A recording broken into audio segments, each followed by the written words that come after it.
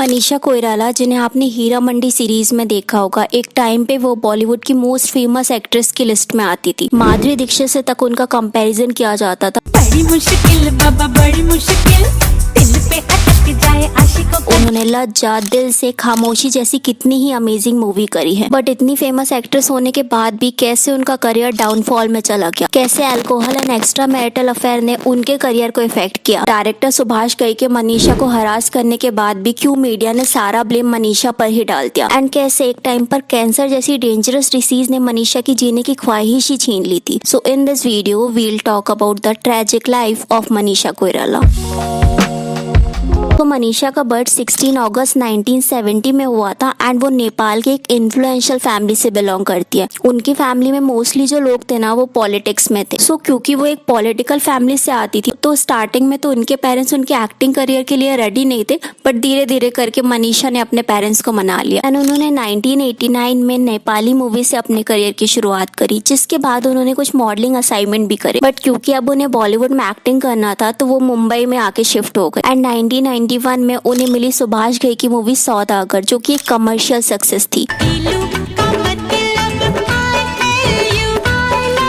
तो पहली मूवी उनके करियर के लिए लकी साबित हुई एंड इसी साल उनकी 2 मूवी और आती हैं जो कि अगेन सुपर हिट थी। बट 1993 के टाइम पे उनकी जो मोस्टली मूवी थी वो फेल हो गई। बट 1994 की मूवी अलोन स्टोरी ने अगेन उनके करियर को बेनिफिट किया एंड 2 करोड़ की बजट की बनी इस मूवी ने 11 करोड़ का बॉक्स ऑफिस कलेक्शन किया। तो ये मूवी विदु विनोद चोपड़ा ने डायरेक्ट किया था एंड जब मनीषा ने उनके पास ऑडिशन दिया था ना, तब उन्होंने बोला था कि मनीषा एक टेरेबल एक्ट्रेस है। बट मनीषा ने हिम्मत नहीं हारी एंड कंटिन्यूसली डायरेक्टर से मूवी के लिए रिक्वेस्ट करती रही, जिसके बाद उन्हें साइन कर लिया गया। सो अभी तक मनीषा का करियर बहुत अच्छा चल रहा था। अपने करियर के इतने शॉर्ट स्पैन में उन्होंने इंडस्ट्री के बिग स्टार के साथ वर्क करना स्टार्ट कर दिया। यहाँ तक कि बॉलीवुड की काफी सारी फेमस एक्ट्रेस जो कि 3 खान के साथ वर्क करने का सपना देखती है, बट वहीं मनीषा ने कंटिन्यूसली तीनों खान के साथ काफी सारी मूवी करी। सो 1996 के टाइम पे अग्नि साक्षी मूवी के दौरान मनीषा नाना पाटेकर से मिली। हालांकि ये मूवी ब्लॉकबस्टर थी, इसके लिए मनीषा को काफी सारे अवार्ड भी मिले थे, बट यहाँ मनीषा का उनसे 20 साल बड़े नाना पाटेकर के साथ अफेयर स्टार्ट हो गया। अब आप लोग बोलोगे age is just a number, प्यार में उम्र नहीं देखी जाती, राइट? बट दिक्कत यहाँ ये थी कि यहाँ नाना पाटेकर ऑलरेडी मैरिड थे, जिस वजह से इंडस्ट्री में मनीषा को होम ब्रेकर का टैग भी मिल गया। उन्होंने 1996 में नाना पाटेकर के साथ खामोशी मूवी भी करी थी। बट फिर रिपोर्ट ये आने लगी कि उनके रिलेशन के बहुत कम टाइम में ही उन दोनों के बीच फाइट स्टार्ट होने लगी। यहाँ अभी भी उनका करियर काफी अच्छा चल रहा था। 1998 की दिल से, कच्चे धागे एंड लाल बादशाह मूवी ने बॉक्स ऑफिस में काफी अच्छा परफॉर्मेंस दिया।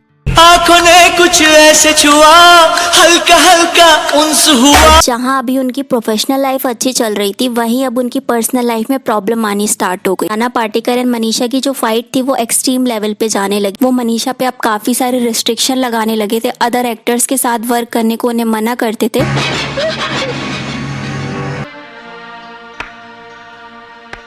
मोस्ट इम्पोर्टेंट, अब इस रिलेशन में कोई तीसरा भी आ गया था। तो rumours has it that Manisha ने नाना पाटेकर एंड आयशा झुल्का को कॉम्प्रोमाइजिंग पोजीशन में कॉच कर लिया था एंड इस वजह से मनीषा इतना ज्यादा डीपली हर्ट थी कि उन्होंने आयशा झुल्का को कन्फ्रंट किया एंड बोला that get of my man. But एक बार अगर किसी रिलेशन में बिट्रेयल आ जाए तो रिलेशन बहुत इजीली टूट जाता है एंड इवेंचुअली फिर मनीषा ने नाना पाटेकर के साथ ब्रेकअप कर लिया। लेटर नाना भी अपनी फर्स्ट वाइफ के पास रिटर्न चले गए। He promised her marriage and kids. After giving promises, he accepts back and says, "No, man, I can't go." Society is like, I'm committed to my wife, and this is whole chain of insecurity the other women will go through. Is he going to marry me? Is he not going to marry me?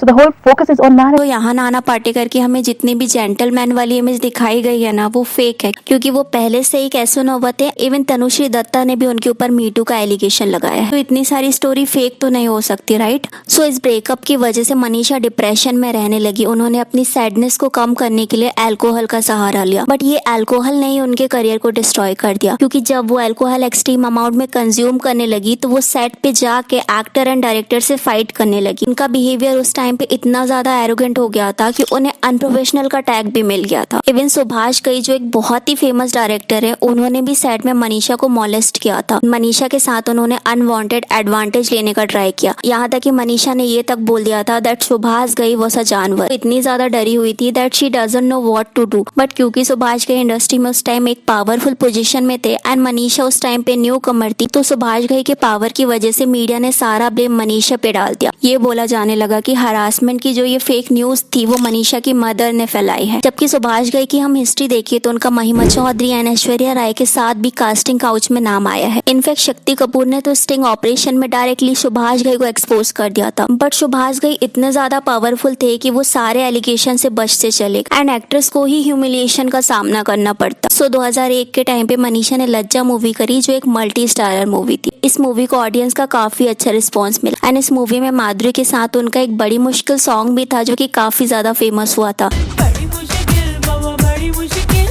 गोरे गोरे काला पे काला काला even industry में उन्हें माधुरी का look alike भी बोला जाता था, बट धीरे धीरे करके उनके अल्कोहलिक एंड अनप्रोफेशनल बिहेवियर के चलते उनके करियर का डाउनफॉल होना स्टार्ट हो गया। उनकी मूवी फ्लॉप होने लगी एंड अब वो मूवीज तो कर रही थी बट मूवीज से उनको इतना रिकॉग्निशन नहीं मिल रहा था। उन्होंने टेलीविजन में भी वर्क करने का ट्राई किया बट वहां भी वो अनसक्सेसफुल रही। इसके बाद मेन लीड ना मिलने की वजह से धीरे धीरे करके वो मल्टी स्टारर मूवी करने लगी एंड जहाँ एक टाइम पे वो ऑडियंस का क्रश हुआ करती थी, ऑडियंस की फेवरेट हुआ करती थी, इमेंसली फेमस थी, अब वहाँ उन्हें साइड रोल करना पड़ रहा था। अब हिंदी के साथ वो तेलुगु मलयालम मूवी में भी वर्क कर रही थी। फिर 2010 के अराउंड मनीषा ने नेपाली बिजनेसमैन सम्राट दहल से मैरिज कर ली एंड अगर हम उनकी लव स्टोरी देखें तो वो दोनों फेसबुक में मिले थे, जिसके बाद जान पहचान के बाद उन दोनों ने मैरिज कर ली, बट मैरिज भी उनकी सक्सेसफुल नहीं रही। सिर्फ 2 साल के अंदर ही उन दोनों का डिवोर्स हो गया। तो डिवोर्स का रीजन मनीषा ने ये बताया कि उन्हें मैरिज का ड्रीम तो था, जिस वजह से उन्होंने जल्दबाजी में मैरिज का डिसीजन ले लिया, बट ये उनका फॉल्ट था कि वो मैरिज के लिए सूटेबल नहीं थी। बट मनीषा की लाइफ की ट्रेजेडी यहाँ तक नहीं रुकी, बल्कि 2012 के अराउंड मनीषा को 4th स्टेज का ओवेरियन कैंसर हो गया एंड ये कैंसर बहुत ही जानलेवा था क्योंकि ये एडवांस लेवल का कैंसर होता है, क्योंकि यहाँ कैंसर सेल्स ओवरी से डिफरेंट पार्ट यहाँ तक कि एब्डोमेन तक स्प्रेड हो जाती है। सो इसका जो ट्रीटमेंट होता है ना वो डिफिकल्ट होता है, बट यहाँ भी मनीषा ने हार नहीं मानी, बल्कि उन्होंने न्यूयॉर्क में कीमोथेरेपी लेना स्टार्ट कर दिया एंड 1 साल के अंदर ही वो न्यूयॉर्क में ट्रीटमेंट लेने के बाद कैंसर फ्री हो गई। मनीषा के अकॉर्डिंग कैंसर बैटल ने उनकी लाइफ को काफी ट्रांसफॉर्म किया एंड उन्हें लाइफ में एक नया पर्सपेक्टिव मिला। मनीषा ने अपनी कैंसर जर्नी से रिलेटेड एक बुक भी लिखी है जिसमें उन्होंने अपना कैंसर का एक्सपीरियंस शेयर किया है एंड अभी के टाइम पे वो कैंसर अवेयरनेस के लिए काम भी करती है एंड दूसरों को अपनी स्टोरी से इंस्पायर करती है।